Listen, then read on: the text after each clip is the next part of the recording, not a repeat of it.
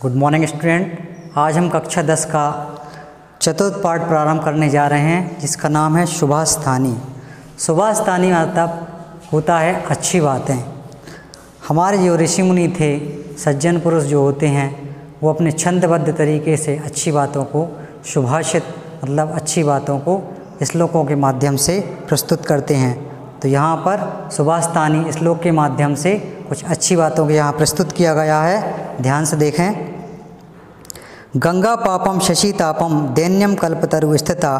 जैसे गंगा पाप का नाश करती है और शशि अर्थात चंद्रमा जो होता है वो गर्मी का नाश करता है। दैन्यम यानी गरीबी होती है।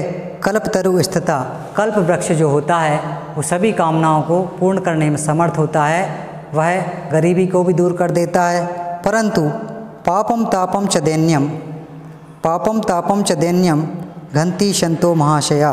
परंतु जो सज्जन पुरुष होते हैं, जो संत होते हैं, वह पाप ताप और गरीबी तीनों का नाश करते हैं। इसी क्रम में दूसरा श्लोक है। दानेन भूतानि वशी भवन्ति। दान देने से सभी प्राणी बस में हो जाते हैं। दानेन वैरण्यपि यान्ति नाशम। दान देने से शत्रु भाव समाप्त हो जाता है। परो अपि बंधुत्वमुपैति दानम। दान देने से पराया व्यक्ति भी अपना बन जाता है। दानम ही सर्व व्यसनानि हन्ति। और दान देने से सभी प्रकार की बुरी आदतें दूर हो जाती हैं। यहाँ पे दान की प्रशंसा की गई थी। अब हम तीसरा श्लोक पढ़ेंगे जो हमें उद्यम की प्रशंसा बताता है। नाचुत्य शिखरो मेरुतार्थ नीचम रसातलम। नातुच्च शिखरो मतलब उद्यमशील जो लोग होते हैं वह मेरुता नीचम मतलब सुमेर पर्वत को भी आसानी से चढ़ जाते हैं, सुमेर पर्वत को भी आसानी से पार कर लेते हैं। और यहाँ एक शब्द आया है नीचम रसातलम। सुमेर पर्वत के नीचे जो रसातल अथवा छठा लोक माना जाता है उसको भी उद्यमशील पुरुष आसानी से पार कर सकते हैं। और दूसरी लाइन दी गई है व्यवसाय द्वितीया नाम नाप्यधारो महोदधि। जो उद्यमशील लोग होते हैं वह महासागर को भी, जो अगम्य होता है, गहरा होता है, जिसे पार नहीं किया जा सकता, परंतु उद्यमशील लोग जो होते हैं उसे भी बड़ी आसानी से पार कर सकते हैं। इसी क्रम में हमारा चौथा श्लोक है। देखें, यहाँ पर वीर पुरुष की प्रशंसा की गई है। बिना प्यर्थई वीरा, बिना अर्थ के वीरा, अर्थ आने धन से यहाँ पर तुलना की गई है। बिना धन के या वीर पुरुष धन से रहित होने पर भी क्या होता है, स्पृशति यानी छूता है। बहुमानो नति पदम, उच्च पद को या उच्च स्थान को छूता है अर्थात उन्नति को प्राप्त करता है। और क्षमायुक्तप्यर्थई, सभी प्रकार की वस्तुओं से युक्त होने पर भी परिभव पदम याति कृपणः।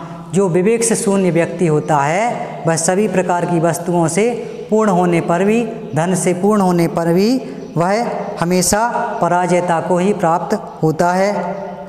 ठीक वैसे ही जैसे स्वभावद दातु भूताम गुण समुदायाद दश्याम द्युतिशय शुभा किम धृत कनक मालो अपि लभते।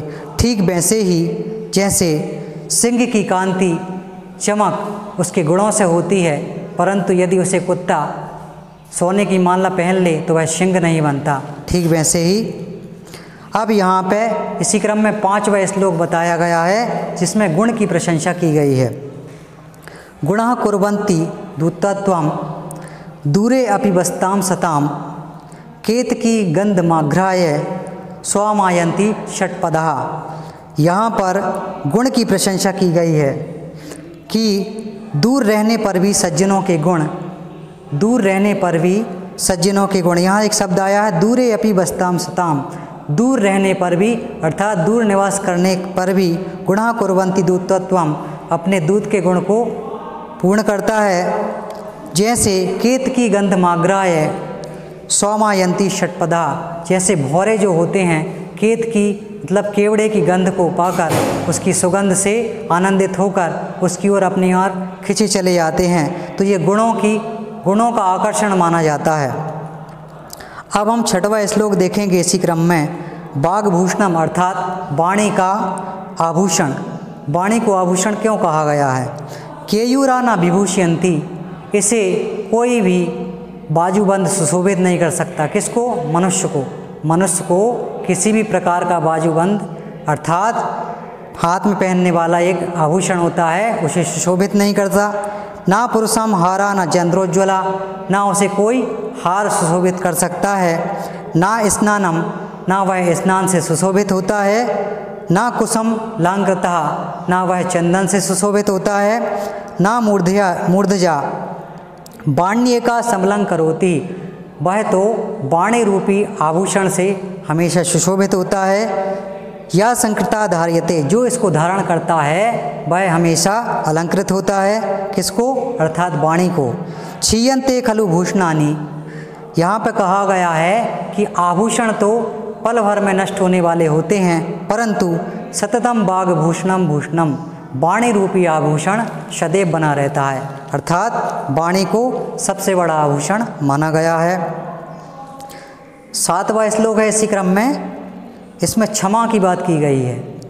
क्षमा शस्त्रम करे यश दुर्जनम किम करिष्यति, जिसके हाथ में क्षमा रूपी शस्त्र होता है, जिसके हाथ में क्षमा रूपी शस्त्र होता है, दुर्जनम किम करिष्यति, उसका दुर्जन अर्थात बुरा व्यक्ति भी कुछ नहीं कर सकता।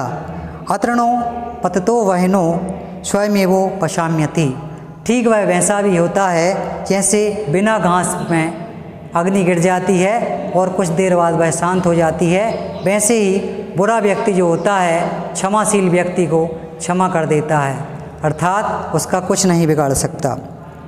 इसी क्रम में 8वां श्लोक दिया गया है, मित्र स्वरूपम, मित्र के स्वरूप का वर्णन किया गया है। बहुत सुंदर श्लोक है।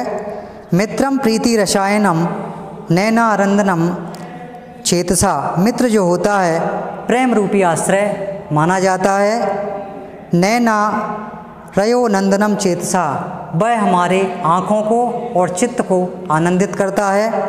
पात्रम सुख दुखयो, मित्र जो होता है वह सुख दुख का साथी होता है, सुख दुख का साथी होता है। और सहभवीन मित्रम तद दुर्लभम, ऐसा मित्र मिलना बहुत ही दुर्लभ होता है। ये चान्ये सुहृदया समृद्धि शमये द्रव्याभिलाषाम कुलाम, ऐसे मित्र तो बहुत मिल जाते हैं जो दूसरे की खुशी में खुश हों, परंतु जो विपत्ति में काम पड़े ऐसा मित्र दुर्लभ होता है। अब हम स्वभाव की महिमा 9वां श्लोक देखेंगे।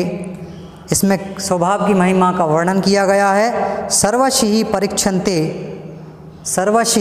परीक्षन्ते स्वभावा नेत्रे गुणः अतीत ही गुणान सर्वान स्वभावो मूर्धना वर्तते, सभी के स्वभाव की परीक्षा की जाती है। किसके स्वभाव की परीक्षा की जाती है? सभी के स्वभाव की परीक्षा की जाती है। स्वभावा नेत्रे गुणः, किसी के गुण की परीक्षा नहीं की जाती, क्योंकि अतीत ही गुणान सर्वान स्वभाव हो, क्योंकि स्वभाव जो होता है सभी गुणों को छोड़कर मस्तक पर विराजमान होता है। क्योंकि स्वभाव जो होता है वो सभी के गुणों को छोड़कर मस्तक पर विराजमान होता है, इसलिए स्वभाव को सर्वश्रेष्ठ माना गया है। इसी क्रम में 10वां श्लोक है, अल्पज्ञ स्वभावः, छोटा स्वभाव। यदा किंचित अजौ गजः इव मदांत संभवम तदा सर्वज्ञो अयमितम भवदल लिप्तम मम मनः, जब मैं थोड़ा जानने वाला था तो हाथी के समान घमंड में चूर हो गया। तदा सर्वज्ञो अयस्मित भवदवलिप्तम, जब मैं सब कुछ जानने वाला हुआ तो अभिमान से मेरा मन भर गया। यदा किंचित, परंतु जब मैं कुछ बुद्धजन शाकाशादवगतम, जब मैंने सज्जन लोगों की संगति की, अच्छे लोगों की संगति की, तदा मूर्खो अयस्मितिम, तब मुझे लगा कि मैं मूर्ख हूँ, मुझ में ज्ञान की कमी है। ज्वर एव मदो में व्यपकता, तब मेरा घमंड दूर हो जाता है। तो यहाँ पर अल्पज्ञ स्वभाव की बात की गई थी।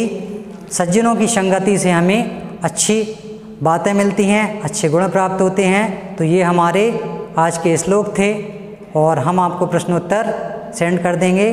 धन्यवाद।